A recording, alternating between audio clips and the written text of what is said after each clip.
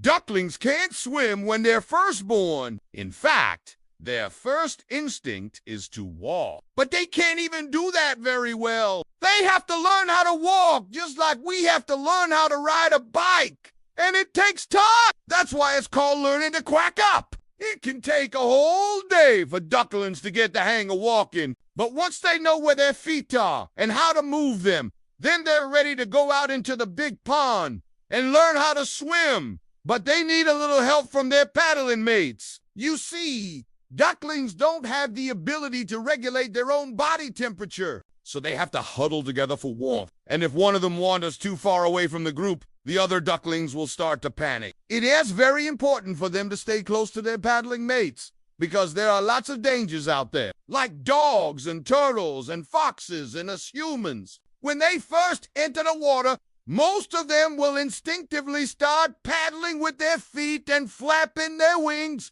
but they aren't really swimming. They're just kind of going through the motions. And this is exactly the same as when you try to teach your dog a trick. You have to show them what to do over and over again until they get it right. And that's what happens with the ducklings. The mother duck paddles around the pond with her paddling mates close behind her, showing them how to swim. And eventually the little ones will catch on. Once they're strong enough swimmers, they'll venture out on their own and try to explore the pond by themselves. And that's when the real learning begins. You see, now they have to learn how to find food in the water. And not only that, they have to learn what's poisonous and what isn't. Now, usually, ducklings won't eat something more than twice its size. That's just common sense. But if they ventured too far from the pond and come across some unfamiliar water, they might just jump in without checking the water depth, and that could be dangerous. That's why mama ducks teach their paddling mates to test the water depth before they dive in. Mama ducks have also taught their paddling mates to swim in a tight group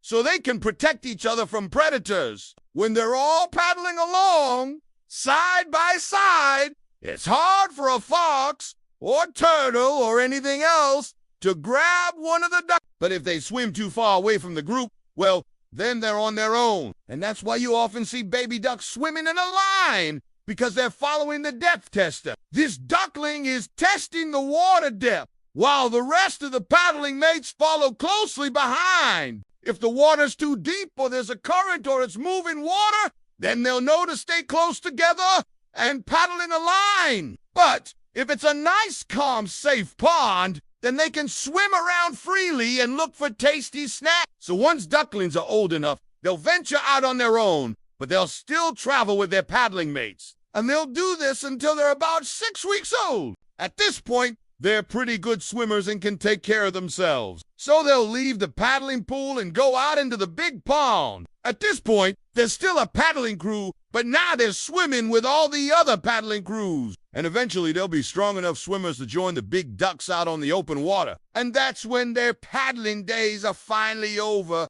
But even though they don't live with their paddling mates anymore, ducklings will never forget what they learned during those first 6 weeks of life. And that's how ducklings learn to swim. Now, there's no such thing as a paddling pool in the wild. But that is what we call the shallow end of the pond, where the baby ducks swim with their mom. If you think you've seen a paddling pool in the wild, then you were probably looking at a beaver lodge. Beavers build these amazing dams and lodges out of sticks and mud and rocks. And beavers use these lodges as a paddling pool. And if you want to learn more about beaver lodges, then you should check out this video.